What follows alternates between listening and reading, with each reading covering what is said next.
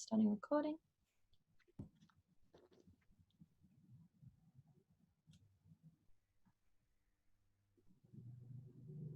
Lovely.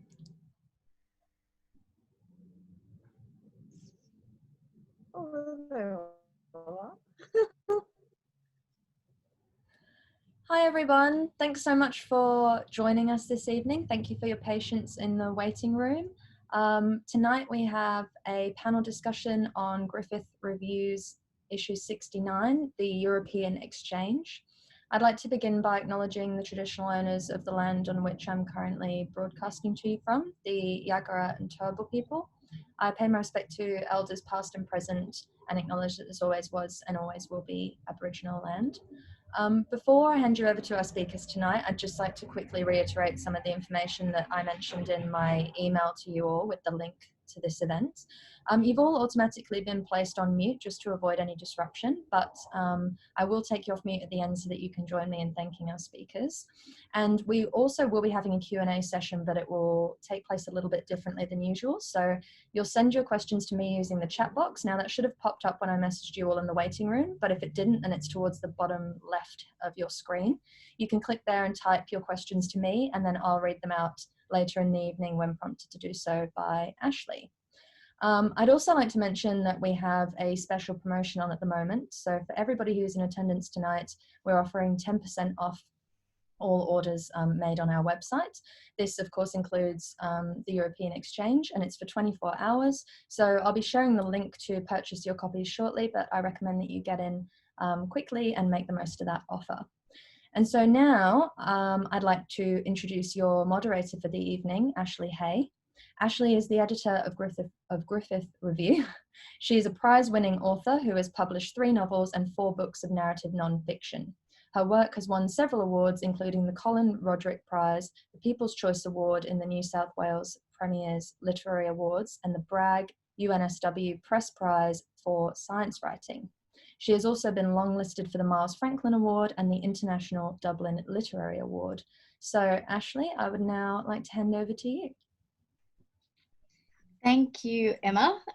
She is also very bad at connecting to the internet at important moments. Apologies for the delay, everyone. That was me.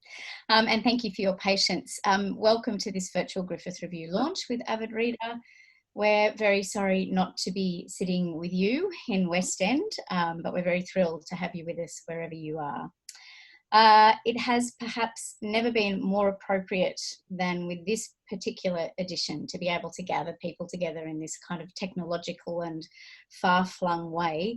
Our contributors for this book comprise an amazing roll call of some of Australia's finest writers in the cultural and linguistic diversity space and beyond, from locations all over this continent and that now strangely distant European one. I'd also like to begin by acknowledging the traditional custodians of the land where I am, which is also the Yagara people south of the Brisbane River, and the custodians of the land right across Australia. I'd also like to acknowledge our First Nations elders and also the very long, millennia-long practice of storytelling in this place. And I'd like to acknowledge the particular privilege of joining together this way to tell our stories tonight.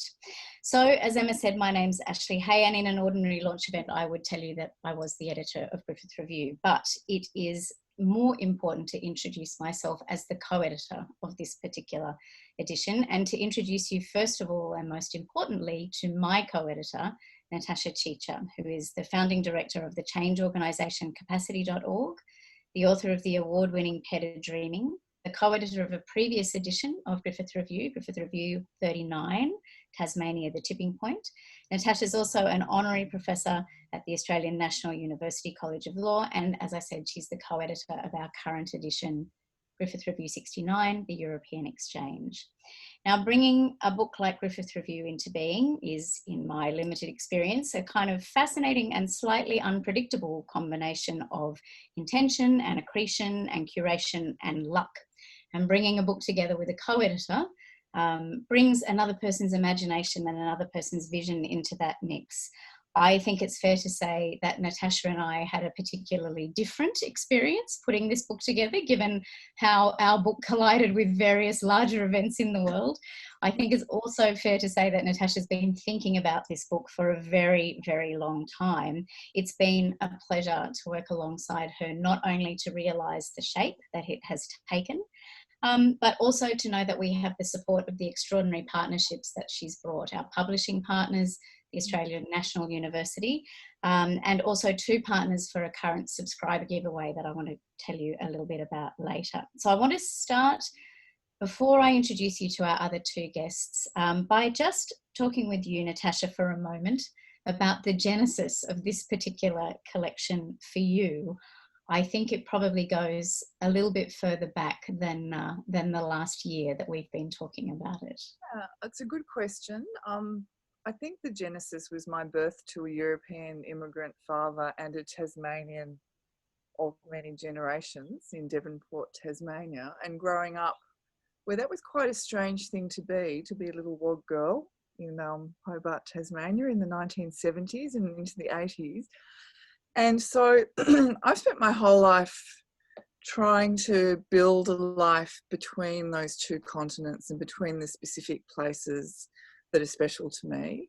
And when I was growing up, I think I always wanted a book like this. I wanted a platform that talked about how people did it and how people lived between Europe and Australia, so that I could feel part of a larger Australian conversation, and there really wasn't one. So now there is one. You know, I had to wait until I was 52 to get it, but I couldn't be happier, notwithstanding the frankly bizarre year that we've had. Was when we started talking about this book, I was in Belgrade, Ashley was in Rome doing some work, and Julianne was back in Australia. And so that's when I first used Zoom. I never could have imagined that we would do our first wonderful launch event for the book under these circumstances where Europe and Australia physically are disconnected in a way that they've never been in my lifetime.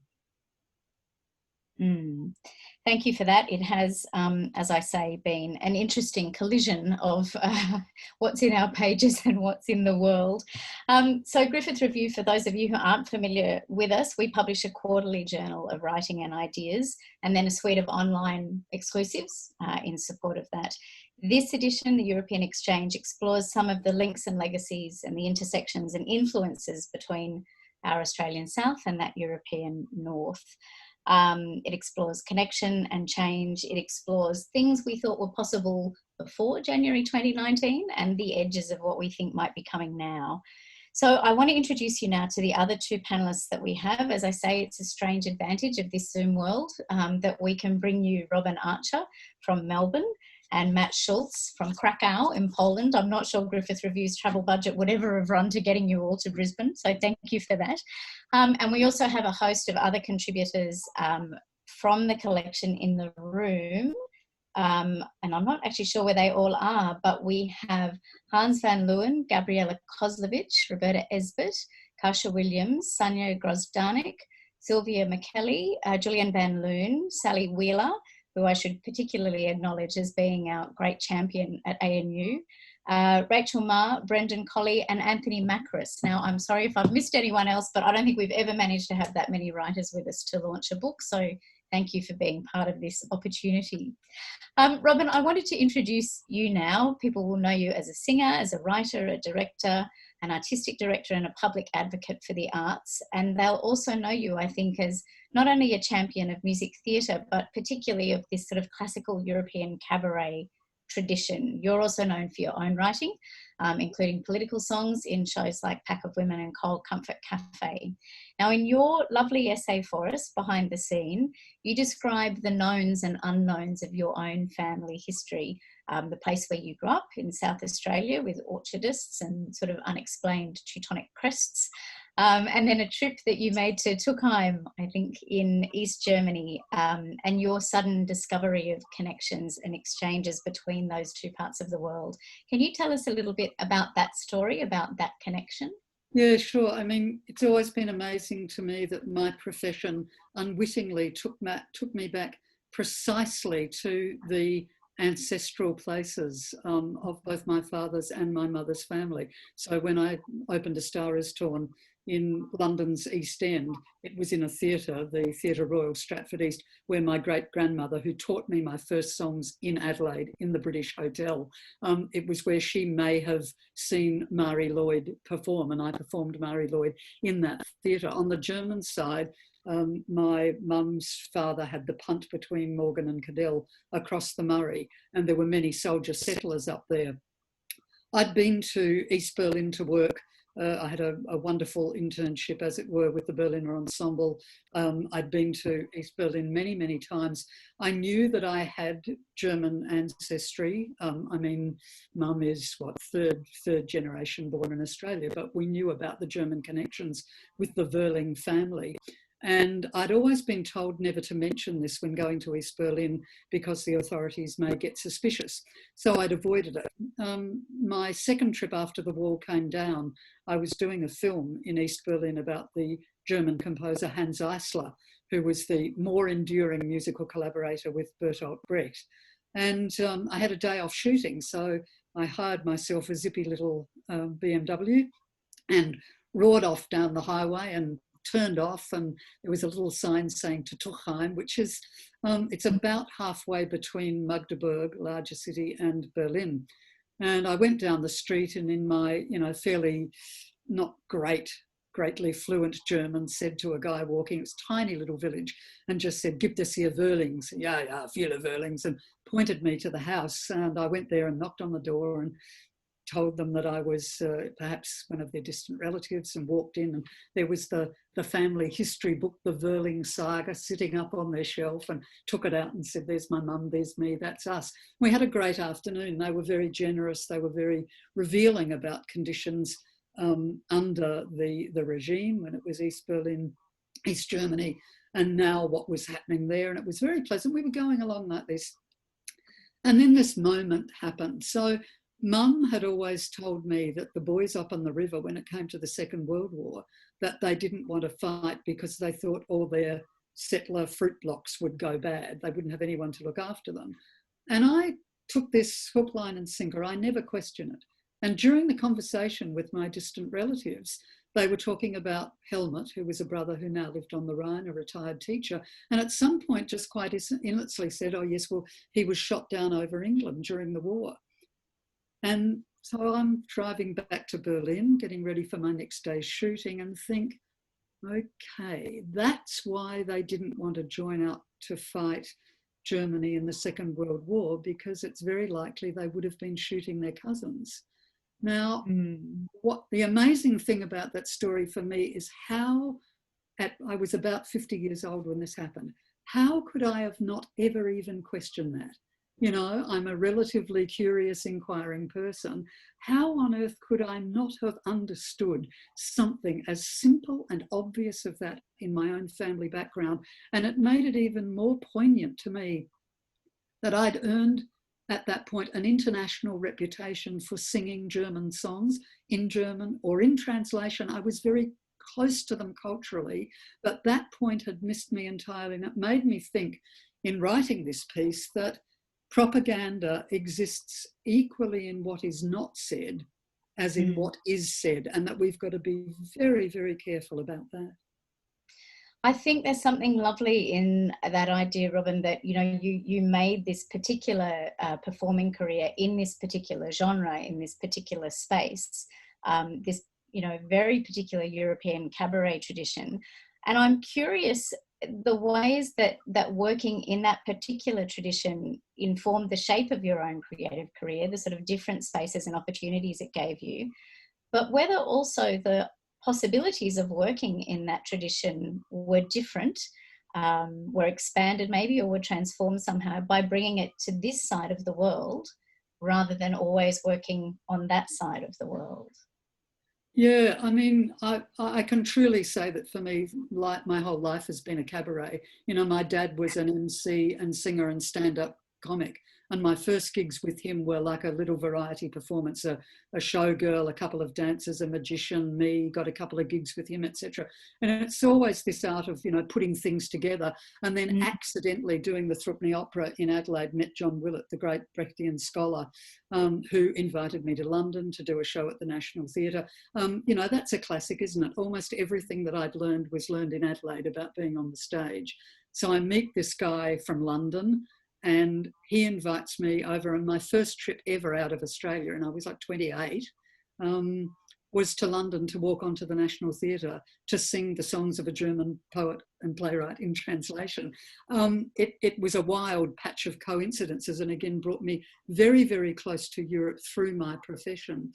I think bringing it back was interesting because the particular songs of that period, and I've been looking more recently at songs that were written very specifically in Berlin between 1919 and 1933, because at 33 Hitler was the Chancellor and they all had to leave or get killed.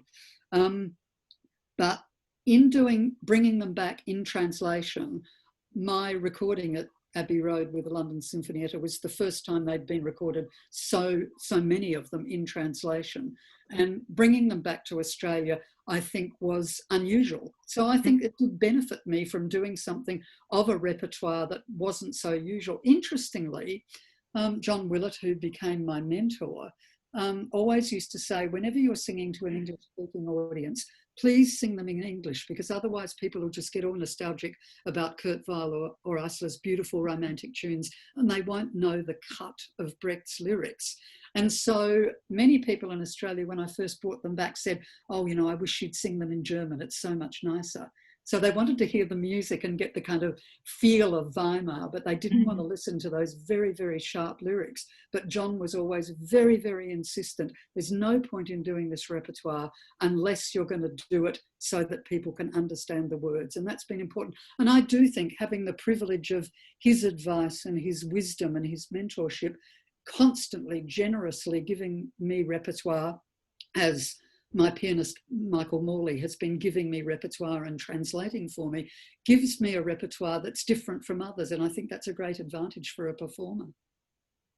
It is that spectacular coincidence of you know, what's possible, what's purely serendipitous, and how all these sort of, you know, cultural possibilities come together, I guess. Thank you very much for that. I think we've got Matt Schultz back, have we? Or have we just lost him again? We're a bit concerned by we're a bit concerned by the connection to Krakow. Matt, can I come to you now and welcome you, as I say, from a very long way away from Krakow in Poland, where you've lived for 25 years, I think. I need to tell you that Matt is the artistic director of Unsound, which is an international festival of electronic and experimental music, and he's published 2 novels with HarperCollins and received an AFI award for screenwriting. Matt, thank you very much for this early start to your day. There's a lovely section in your essay, The Tyranny of Closeness, where you describe what it meant to travel around the world from Western New South Wales to Europe in the 1970s, first of all, the kind of cost of an airfare then in relative terms. But I want to talk a little bit about the differences that you observed between arriving in Krakow as a 25-year-old in the 1990s and how a 25-year-old would have arrived, I'm not going to say in 2020 because there's not a lot of arriving going on, but maybe in 2019. Can we talk a little bit about just the difference of transplant or the difference of discovery that was possible at those 2 different times? Yeah. I mean, I think it's radically different just in terms of travel. Like if a young person goes traveling now, backpacking, for example, or relocates to another place. And by now, I don't mean in this particular moment, because obviously it's not possible. But yeah, up until the pandemic, you know, when I set off and when other people set off at that time in the 90s and beforehand, you weren't connected to the world in the way that you are now. I think that the connections through the internet have completely transformed how people think and see the world. Like, because it's a radical transformation in terms of you know, the brain almost. I think you arrive somewhere and you immediately know where you're going to go because you've researched it, you know, on the internet. You've booked your place in advance. But more than that, people are constantly connected through social media, so Instagram, Gmail, Facebook, this kind of technology, so we can talk easily and cheaply. None of that was possible back then for someone who was traveling. And, you know, rather you tried to keep in touch with people through letters, you know. You would say where you were going to be in terms of a specific town and a post office and try and time it so that you'd get the letter and you'd read this letter, which was a few weeks old, and you'd write one back. And communication was different, radically different. So it involved this kind of anticipation instead of this immediate response to the world and reaction to people who are back home, wherever you come from. That's Australia, for example. And I think that really radically changes the way that probably someone who's 25 travels in a fundamental way. And then if I think about Krakow, when I first came to Europe, I wanted to live in Prague, actually. And Prague kind of had a different status, but kind of like the status of Berlin back then. It was the capital, so-called slacker capital, I guess. A lot of people were writing there and painting. They weren't necessarily making techno music or electronic music, which is one of the main occupations in regard to Berlin now. And I went there first of all, and I didn't really want to stay because it was already very touristy. And so I ended up in Krakow, and I think one of the things that drew me to it was that it was very easy then, because there weren't really tourists, to become part of the city and to meet people from this place. Now I would, I think if I was 25, up until this period, I would probably have traveled on to some other place. And, you know, at the same time, I can kind of see that's a slightly dodgy impulse in a way, because, you know, searching for this authentic or real thing, which, yeah, it's a little bit contradictory and paradoxical in terms of probably, you know, I can see that there's something a little bit weird about looking for the authentic, but at the same time, there is something in that as well, in terms of living in a place which, you know, back then it was in this, you know, radical state of transformation, and it was very interesting. Yeah, up until the pandemic, it had become a very touristy place. Like, so Kazimierz, where I'm sitting now, it was very raw back then, and up until several months ago, it was basically, you know, populated with Airbnb apartments. So yes, you're back in a moment of a different kind of authenticity. Natasha, yeah. I know you wanted to jump in after Matt. So I wanted to hear Robin and Matt answer your question first, so that I could explain myself a bit better. I think it's really interesting to me that Robin and Matt, that you're both creative practitioners. And so the style of being able to engage between Europe and Australia to an extent looks different from the experience I had. So I started my life as a lawyer, and it was actually oddly difficult for me to engage back to the part of Europe that my family's in, because that was the former Yugoslavia. So I was trained as an Australian lawyer and thought, when I was 23, I thought, I really want to go and live in Belgrade. But the only way I could have done it and worked was to do a whole new law degree. And learn the language properly, which I never have, but I was fully prepared to do it. And that was 1991. And the country exploded in a dreadful civil war. So I went to London and spent most of my 20s in London. And it was so much more accessible for me as a legal professional to get there, which is a place, Britain is a place that I have no family connection to, than the place in Europe that I do have a family connection to. And I fell in love with Britain and its culture, which was actually quite foreign to me. But so now England in particular is a very big part of my life in a way that I never could have foreseen. So I'm very, very interested in why, as Australians, I understand why it's been easier for us to go to Britain and build that bipolar life, if you like, through the portal of Britain.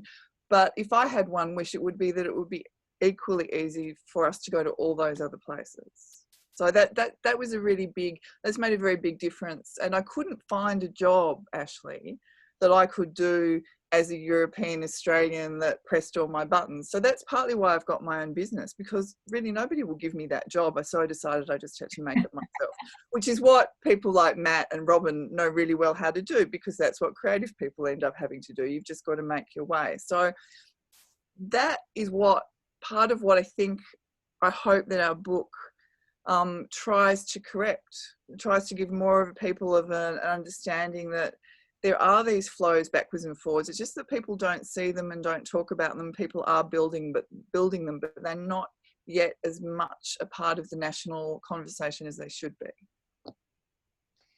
I wanted to talk a little bit too about this word European, which of course is on our cover in the lead essay that Christos Cholkas has written for us. He talks a little bit. It comes up in some of the other pieces as well about the sort of catch-all phrase that this has become, that it is, you know, this one quite short word that sits across an incredibly complex and diverse and nuanced set of spaces and experiences and ideas and histories. Matt, when you were growing up in Wagga in the 1970s, what did the idea of Europe or being European mean to you? I mean, up until we went to travel to Europe, it didn't mean too much. It meant a place where my mother's family lived, basically. And then, you know, we would have a 3-minute phone call at Christmas, which was very expensive. And the phone, we'd get 10 seconds each talking to my mother's sister. But we traveled to Europe in 1977 and then lived there in 1981 to England, actually. But we also traveled around Europe. And then, at least in Wagga, that was a pretty unusual thing to do, to actually go and live and even travel there, really. The plane tickets, as I mentioned in the essay, were very expensive, and travel was not so easy. And yeah, I mean, it really, I guess, ruptured my idea of Wagga being the center of the universe. Wherever you grow up is the center of the universe. If it's Wagga, it's still the center of the universe if you're a kid. And it had a radical effect on me, I think, in terms of thinking about center and periphery. But even, you know, in 1981, we were there for a year and we went to school there. And as I said, traveled. And I remember Dad, I could tell when something was really important that we were looking at when we were tourists, because he'd pull out the Super 8 camera and start filming. And when we got back to Wagga, I remember, you know, once every several months, we'd sit in the living room and watch the Super 8 films in silence. And the Super 8 films, you know, as the years went by, they became a kind of portal into like a completely different dimension, almost another planet in a way. So Europe it transformed the way I saw the world, but at the same time, it was very much a place that was elsewhere, radically elsewhere, encapsulated in, you know, those Super 8 film screenings in a way. Robin, in Adelaide and before you and the European Cabaret met each other, was European a word that, you know, you related with? Was it sort of part of how your space was defined, or was it radically elsewhere in the way that Matt's describing? I don't think that I gave Europe a thought. Again, it was only when I went to Britain, and I've lived in London for more than 10 years, right through the Thatcher era. It was only then that I realised that almost everything that I'd done in my honours degree in English language and literature had no meaning whatsoever. I saw an English spring, I saw daffodils, and then went, oh, is that what he was talking about? There was a kind of nonsense about my education when I was reading British authors, and, you know, mainly that it was English, and that's what it meant. I think we were only just on the cusp of doing a subject called Commonwealth literature. And certainly nothing current or Australian in any of our studies. So reading mainly British authors and actually having no idea what that culture was whatsoever. I really had no idea. And then as I say, I didn't move out of Australia. I never took a trip outside Australia until I was 28, mainly because I didn't have the money and it was not part of our family. We didn't have the money to go places at all. After that, I only ever went to places where I worked. I can hardly name one place that I went to a holiday. When I lived in London, I went to the Aeolian Islands for a summer break, but that was because my partner at that time was British and that's what they did for a holiday. And I went, but otherwise I don't really have holidays. So all the amazing places I've been able to get to because I was invited to work there. That is, of course, the great privilege. Natasha, you're talking about needing a special qualification to go into a particular place. I've been able to see the world because I was invited to work there. And it is the very best place, of course, to learn a country. And yeah, I had no notion whatsoever. In fact, really until I met John Willett, as he came out as the dramaturg of the Thrupney Opera that we did in 1976.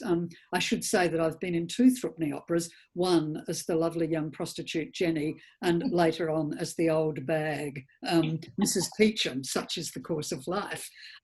Until John revealed this to me, I didn't even know that Brecht had musical collaborators. So it was that information that was being given me that then allowed me to explore the repertoire. So really, it came out of absolutely nothing. And of course, what one misses now is that ability to freely go back. And my partner eventually did her PhD in Cambridge. And so we do feel, I mean, exactly the way Natasha's talking about it, one feels very, very cut off from a culture that you've really gone deeply into. And it's perhaps although I've spent a lot of time in Japan and a lot of time in Mexico with various projects, it's Europe that still draws me. And I wonder about the mythology of one's DNA. You know, as the survivors of colonists, are we drawn back there very particularly, precisely because of those origins? Is it actually in my DNA? Isn't it said that we all of us are originally survivors of the Black Plague?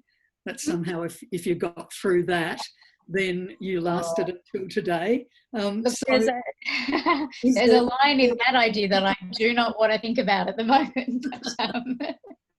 But yes, I think those ongoing sort of connections and relationships with a thing that you don't know about, or you haven't sort of met face to face, are fascinating. There are a couple of pieces exploring that, particularly in the context of the Australian-British relationship in the book, one by Hans van Leeuwen and one by Stuart Ward, in different sort of spaces.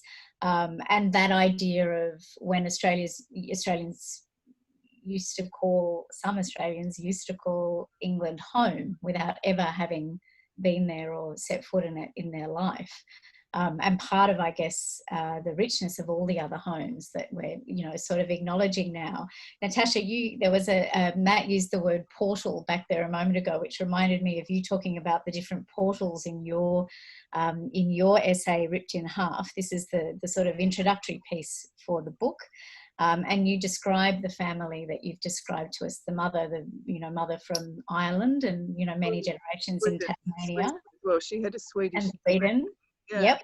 And then your dad, who knew how to cook with garlic, which was a defining thing.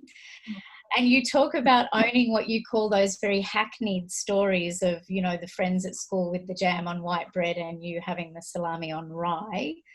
I think that would resonate with quite a lot of people. When did you start to understand the sort of disconnections of this difference and also the potentially enriching possibilities and complexities around that difference? Look, I just think I was very fortunate in that I had parents who were from what used to be called a mixed marriage. So they had to figure out how to do cross-cultural, because, the kind of Mum's Irish roasts were sort of all right, but Dad's food was better. So they had to always figure out how to negotiate very different backgrounds, but they also both brought me up to feel pride in having that quite complicated background. And as I grew older, I began to realise that a lot of other, what I will call WOG children, because it's sort of what we were called, had more of a sense of shame, or some sense of shame around it. I had no shame around it. I was just always excited, and I was very fortunate that,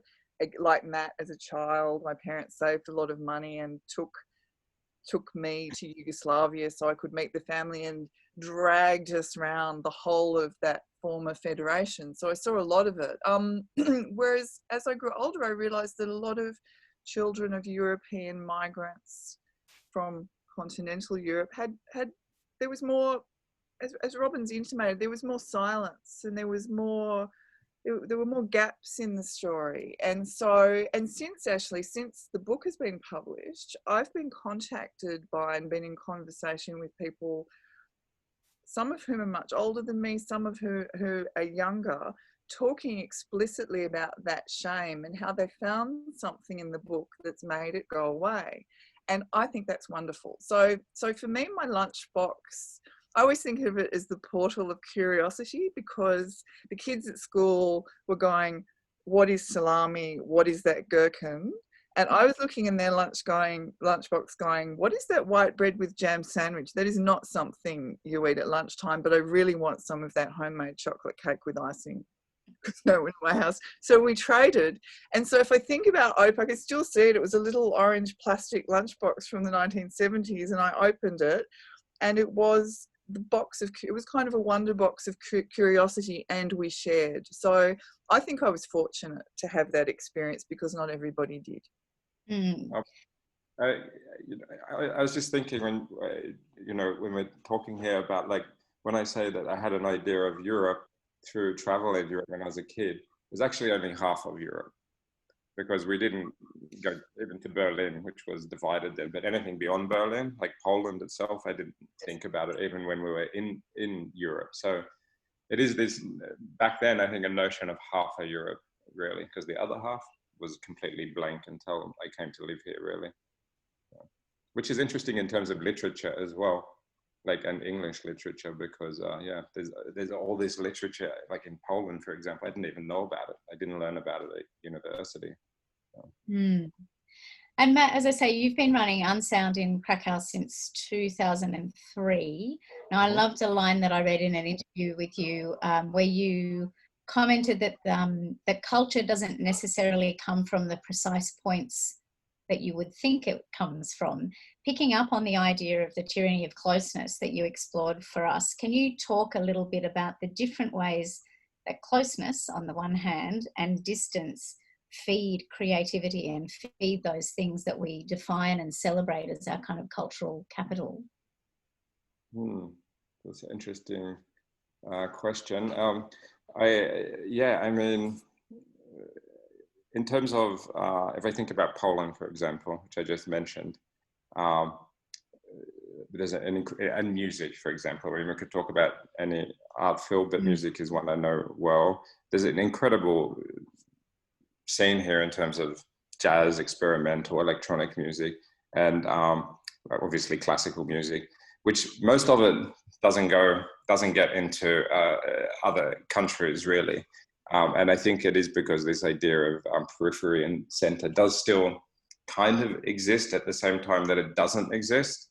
I think a lot of the more interesting things often come from the peripheries of, like, a country that might be at the center, or from a country that's regarded as peripheral.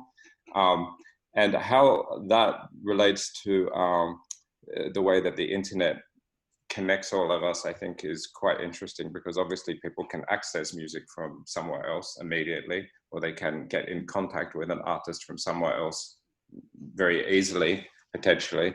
I don't know, there's a weird tension between those two things, because on the one hand, there are specific local scenes, and on the other hand, culture is totally connected. I don't know how to answer this completely. And in terms of like the tyranny of closeness, which is mentioned, this phrase from my essay, obviously it has completely different meanings now in relation to the pandemic, when everyone is totally separate in terms of being artists, and geographically separate. Australians feel it, I think, more than probably most countries in Europe, for example, in a way where you can still kind of go to another country. You're like radically separate. So how that affects connections between artists from Europe and from Australia in the present moment, I'm not entirely sure. And how it will continue to affect things if it goes on, again, it's hard to say. But it does underline the fact that Australians kind of, myself included, need to make like a radical decision. Do you stay here or do you stay in Australia at the moment? I wonder if it's worth saying, the thing about distance is very interesting, because I can remember when I was putting festivals together, I would approach they tended to be classical musical artists, and I would say, I'd love to invite you to come to Australia, and they'd look at me with no sense of shame whatsoever and say, oh, but it's so far. And you wanted to say, yes, but it's only as far as I've just come to invite you as well. There's this sense that we're somehow so very, very far away. I find that very, very interesting, that being an Australian, one of the things we are a long way away, but only because of the matter of colonisation. That's why, we kind of don't belong, as it were. And I think coming to some sort of resolve around that's really important. What's interesting for me at the moment is that the weirdest thing is that while I lament that the overseas gigs and things have disappeared for the moment and been cancelled and have to be postponed, the weirdest thing for me is that I'm in Melbourne and I can't get in my car and drive to Adelaide. Because I exist in both spaces. And the fact that the border is closed, we're all in new territory, but that feels really weird to me. It brings up a whole lot of things about Australia and federation, I think.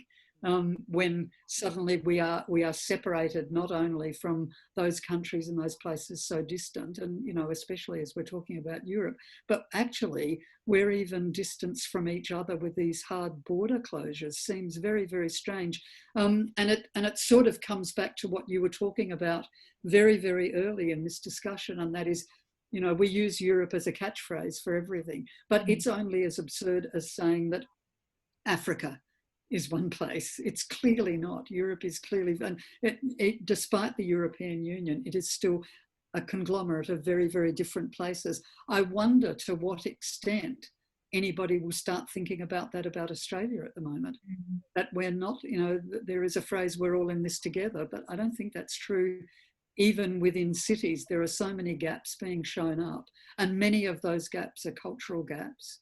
So many gaps being shown up at the moment that suddenly this will change not only our relationship with the rest of the world, but our relationship with each other within this vast continent. Well, I know it's a particular question that Natasha's had to think about as she sits in Hobart. We were very hopeful that we would be able to get her out of Hobart for quite a lot of things around this book. That oceanic barrier is another thing again. Just one thing to just following up on what Matt was saying, one of the ways in which it's going to affect us as artists is already happening to me in negotiating what I will be doing next year and renegotiating gigs here. I am already being asked, are you prepared to quarantine for 2 weeks in a hotel room before you go on stage? And I don't really know, and that's just within Australia. I don't even know whether I can do that as a singer, whether I can lock myself in a room and not be with my musicians for 2 weeks and make a lot of noise inside, screech and yell, and then walk on stage and do a show. So I think just that business is it's making planning at the moment, not just international artists planning, but it's going to affect the curation of festivals in Australia enormously. To what extent will their budgets be able to afford bringing artists from Europe, as they normally do? A company of 20 people being in a hotel, even if they wanted to do for 2 weeks, and being fed and kept is an enormous expense. So no doubt, even when borders open again and when international artists would be able to fly in, if quarantine still exists, the shape and the content of our festivals is going to change dramatically, at least for next year, I would have thought. Quickly, I have one friend who's actually in quarantine. He's an artist, and he's in quarantine in Brisbane at the moment in a hotel because he's participating in the Brisbane festival, which it blows my mind that within Australia there's now that situation. It's incredible. Well, and my legal brain, my reptilian legal brain has been kicking in as well. I'm wondering, and we ran Griffith Review ran a very fine online piece about this by Professor Sally Wheeler from the ANU College of Law. I'm wondering when Australians are going to ask, Australians beyond Clive Palmer are going to ask questions about what are the limits of the constraints on our rights that we are prepared to continue to live with in order to be safe. So I think the way that the public conversation around this has been framed has been atrocious. We don't have a Bill of Rights in this country. We don't have a literacy around human rights. I urge you to read Sally's piece because it teases out one of the real dissonances between Europe and Australia on that front. And so I've got really big... So when, Robin, you said, we seem to be dissolving in a way to a connection of colonies, or the Federation seems to be cracking or crevicing, there are legal dimensions of that as well. And I do find them very worrying because I don't feel like we're moving in the same direction necessarily as we should, actually, speaking as a Tasmanian. I want to sit with a minute, Natasha, going back to your observation that, yes, the first time we had to work out how to move Zoom was the very delightful circumstance of having, you, me and our publisher, Julianne Schultz, in 3 different parts and imagining this book. And then to talk a little bit about some of the ways we asked the writers in this book to pivot and to change what they were doing. I think one of the things that struck both of us was we had writers writing from places that they were trying to get out of, writers writing from places that they were trying desperately to stay in. And the pandemic came into some of the pieces that we were working with, and we very consciously kept it out of others. But what we noticed through all these twists and recalibrations was a quite extraordinary generosity, which I think comes out in a lot of the pieces in the book as well. Can you talk a little bit, Natasha, about your sense of the generosity on the one hand in this time of these quite particular ruptures and disconnects, I guess, and in terms also of the shape and intent of the book as a whole? Well, I think for me, the generosity was manifest in that incredible agility. So I've been very deeply affected by the fact that a number of the writers in this book literally fled Europe to come back to Australia and now have fled back in the process of between us commissioning the essays and it being in print. And that's a lot of dislocation to be living under when you don't know when you're going to be able to get on the plane to be in the context there or here. And I'm a little bit amazed that anyone could, in that situation, could even write, never mind think.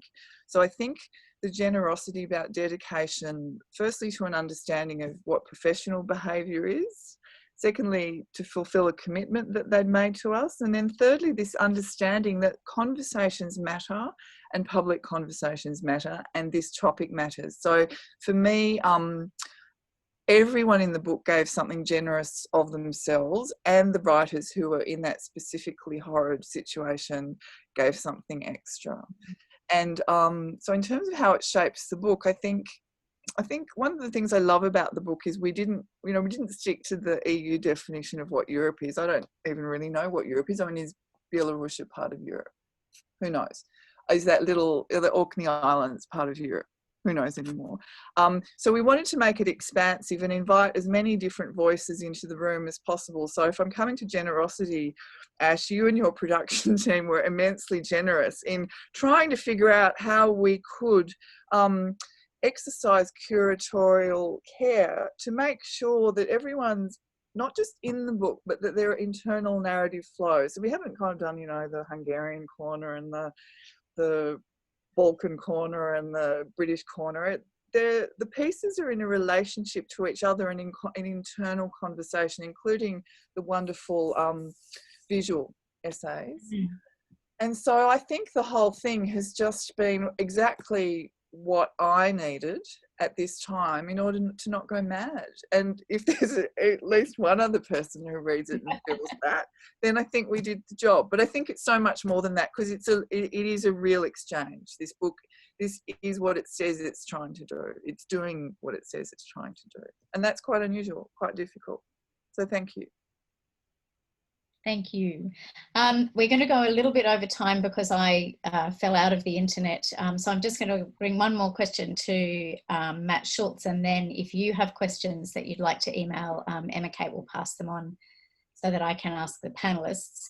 Matt, this is a kind of complicated one for me to ask given the 15 minutes that I had before the launch began, but there is a line in your essay which Natasha and I have shared a private fear about through the entire well, since we read your essay for the first time much earlier this year. It's the kicker in terms of how we're all trying to make sense of where we can be and where we can't be at the moment. And you write about speaking to an Australian friend who lives in Paris, who asked you, what happens if the internet runs out? The idea, you say, is appalling. How would we cope? And you push it to the back of your mind with a host of ever-darkening thoughts. Now, you're writing about the sort of relatively magical thinking that's allowing us to all get on and do things like this and enjoy the fact that we can all gather together and keep talking. You're also talking about the magical thinking that has allowed those creative lives to zip all over the world, you know, all those air miles, all those carbon emissions. Is there a new kind of magical thinking that's at play now that lets us rest against the idea that no matter what isolation we're in, no matter what separations we're in, we can all stay connected in this way? And how does that sort of drive the things that we imagine, the things that we create? You know, I think that it is an appalling idea in the present moment that the internet might run out. I think, on the other hand, if you're working on a creative work like a book or something else, I think it can be good if the internet runs out. You can actually work without looking at it. But yeah, in the present moment, when it's about basic communication between, people who work creatively, but also us as human beings, like, you know, the most extreme example of it, I think, at the moment, which I guess everyone has read about in the news in relation to the pandemic, is, you know, someone dying in hospital and you say goodbye to them through an iPad. And this tension between being close to them but being completely separate from them is like so strange, and so much of what this moment is about, I think, in terms of, you know, us all existing together somehow in the place where we live, but through the internet. It's just, you know, it's like such a fundamental thing, saying goodbye to someone when they're dying. So it's like, if there was no internet, it would be quite it's a terrible thing to contemplate. I can't imagine it really, but I also don't know how it works, how much there is when it runs out. It's no idea, actually. But I was also wondering about how much carbon is created through the use of the internet, the extra use of it, as opposed to flying. I don't know about that either, but it's an interesting question also, I think. Different kinds of energy. Emma Kate is going to bring some of the audience questions to the panelists now. I'm going to hand over to her to do that, so we're not sort of double handing everything. Lovely, thanks, Ash. So we've got time for a couple of questions. One is from, I'll start with Mary. Mary says, one of the interesting themes discussed this evening has been dislocation, creatives fleeing to Australia from Europe and vice versa. Without getting into politics overtly, how is Matt faring as an artist in the current political situation in Poland, and how would that compare to him being in Australia? Oh, yeah, that's a big question as well. Politically, I think not only Poland, but also the surrounding countries are in a quite extreme situation. Belarus as well, obviously, Hungary. And it's, for me personally, I mean, it is difficult in some way, but it's not as difficult as it is for people who are the most vulnerable ones, which is the LGBTQ plus community in Poland at the moment. Over the past, during the presidential election, there was homophobic hate speech was like a big part of it. And as a result of that, a lot of tensions have continued, including protests last weekend here, where the police behaved very brutally, and it's very strange. I wouldn't have expected anything like that to happen in Poland like several years ago in such a way. It does add extra dimensions to the current situation, the political tensions in the countries here, but I think that's true of other places as well. For example, the US, the UK, Australia itself probably. I don't know what the mood is like in Melbourne, for example, at the moment. Thank you. We have a question from Leslie. Leslie asks, is it just me who senses that Europe has become a dirty word, nothing more than the wellspring of colonialism? Recently, I've re-engaged with Europe. I'm fascinated by Italy and the Mediterranean Sea, beguiled by Richard Fiedler's Ghost Empire and a researcher of Silk Roads. It's a fascinating world. I worry that Australia still has an insular mentality. So would anybody like to start commenting on that? I think it's, I agree. I think that it has become a dirty world because of some really quite lazy thinking and analysis of what the colonial project is in Australia and in other places. So I think that a lot of people talk about that. A lot of people frame Europe and its relationship with Australia in a sloganistic way. And so I don't really have much time for that really simplistic reductionist analysis. And that's partly why we wrote the book. Or we got people to write for us, because we wanted to make it more complex and deeper. And Ash, maybe you should talk to that as well, because we did talk about this a lot. Yes, I mean, I think it comes back to that sense of, trying to behave as if Europe is a thing, as if it is a, one idea, one thing, yeah. One story or one narrative. And in the voices that we've brought into the book, in the breadth of the ideas, even just in the breadth of the genres, the book ranges across fiction and memoir and poetry and essays, the stunning visual essays as well. It's trying to maybe explore some of that nuance and some of that complexity. Emma, I wonder if I could just come back to Mary's question about the political situation. And Matt, you said you don't know, quite how, I mean, other countries, the US or whatever. I wonder myself whether the other countries are all to do with a digital world. I fear that there is an increasing amount of self-censorship going on amongst artists at the moment, because, and if I think about my own approach, I think something like satire and harsh satire can be so easily misunderstood that you could whack it up on the YouTube, you could put something on the YouTube, it could be instantly appropriated by forces that you really deeply disagreed with. And by the time you voiced some opposition to this commentary or usage, your reputation or your standing or your values could be destroyed within minutes.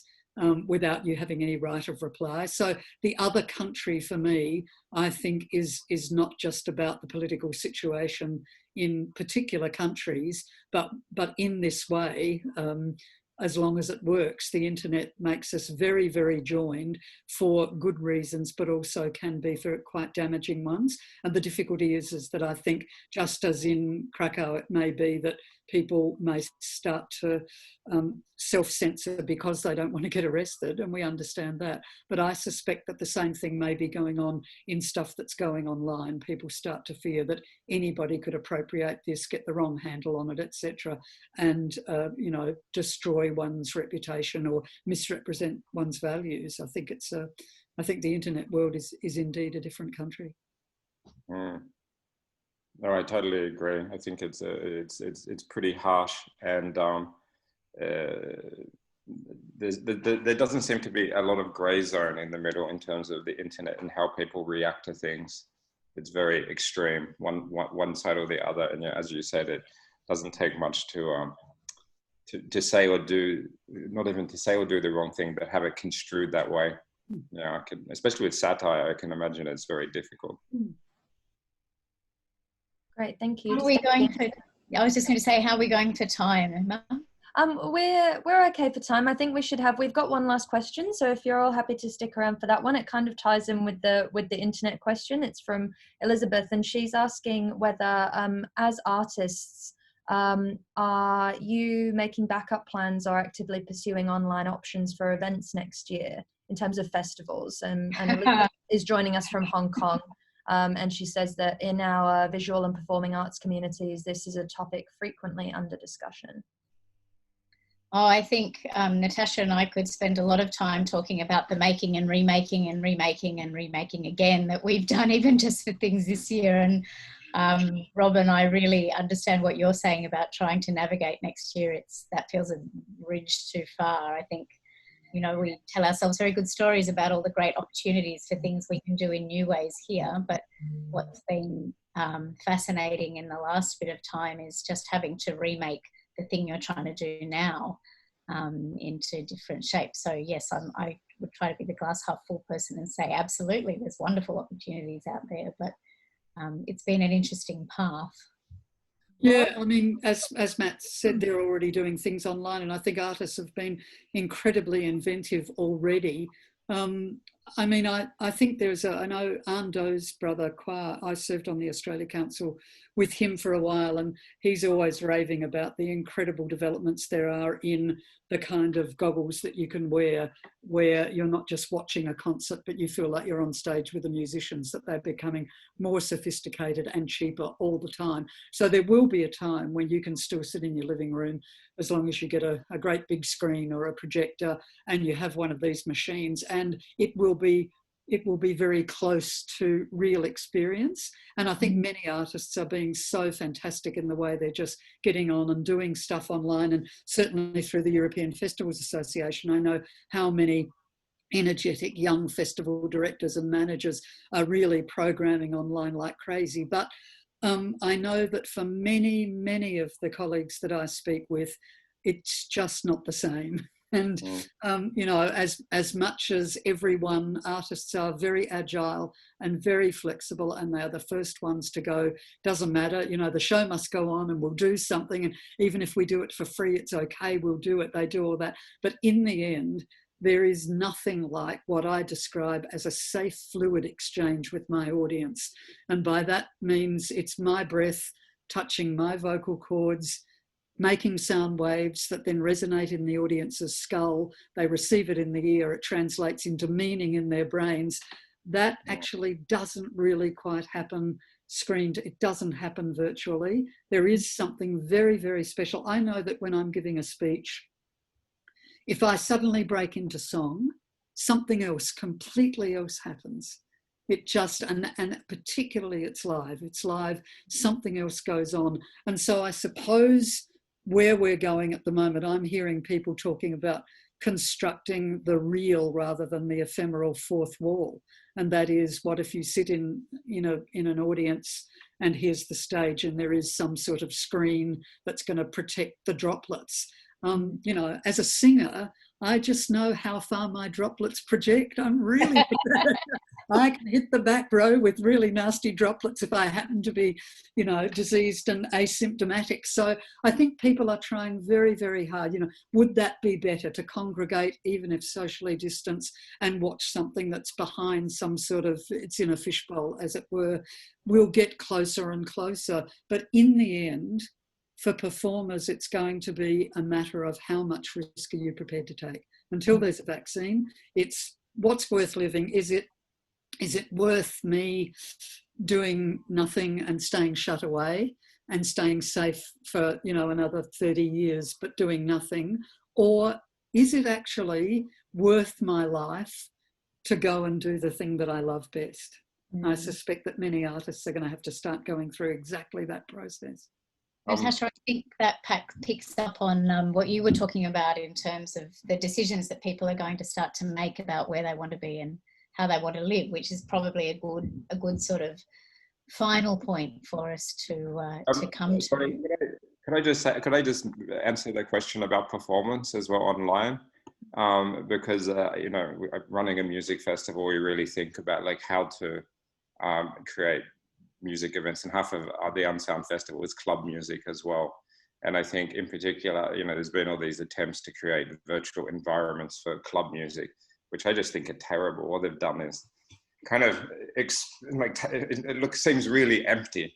My idea of like techno at the moment is not great in this particular moment, because it needs the space, it needs the environment for people to feel this thing. And I just think that, I don't know, we don't have very many music events online as part of the festival this year, because I think it's still really in a formative moment in a way. I think it's a bit like, you know, in history of film, the early kind of experiments in film, Lumiere brothers, it's that period, and people will look back at what we're doing now in a quite necessary stage, but quite kind of clumsy one, because I guess it will become very, very real in the end, the experience of being in a concert somehow through a virtual space. Thank you, Natasha. I think it is entirely appropriate for you to have the last word in this conversation. And I want to finish by asking you quickly to pick up on the idea, you talk about not liking the idea that multicultural was ever defined by dinner, dance and dress as the outer limit of its possibility. Can we talk, just to finish off now, about the real potential, the real possibility of that more complex and nuanced definition, both in Australia and on the other side of the world? I'd like to see more. So my big concern about the way Australian multiculturalism has dealt with European Australians is that we're well represented in some spheres of activity, but if you look at the real corridors of power in this country, if you look at not the real corridors of power, if you look at specific corridors of power, our political corridors, people who run the biggest companies in Australia, people who run the universities, it's a little bit as though it's still 1955 in terms of the diversity of perspectives that we've got. So I'd like to see more people like George Megalogenis. I'd like there to be not one George Megalogenis, for example, who always comes at conversations about Australian politics and identity and economics from a slightly different angle. And he's got a very nice piece in his book. I'd like there to be 12 George Megalogenises so that we had real diversity around the table. So I think Australia, not just Australia, but we talk about diversity, but we talk about it in a kind of weird, tick boxy, kind of clumsy way. So I just really love our institutions and our leadership class to catch up with this incredible stuff that a whole lot of people have built by making their own European exchanges between Australia and Europe. So that's my great hope for Australia. And in terms of the European end of it, I'd love them to know us better. Rather than having this fantasy of us as a distant thing. And so my great concern is around the border control and how long that will go, because I don't actually know how we're going to fall in love with each other in that really, really granular way if we can't be there in the same room, at the same tables, in the same cabarets, in the same dance parties, whatever. I just don't know how it will happen, but I'm confident we'll find ways. But that makes me frightened, because I don't want to have to choose. I mean, I might have to, but I don't. It's not a luxury add-on. This is me, like, together. So if I rip it apart, then what happens? And I'm not the only one. There are many, many, many, many people. So it's not a very positive way to end, Ashley, with fear, but I'm trying so in terms of my calibration of my own professional performances, I'm trying to keep pitching it back to that optimistic and joyful and playful side, but it's quite hard at the moment.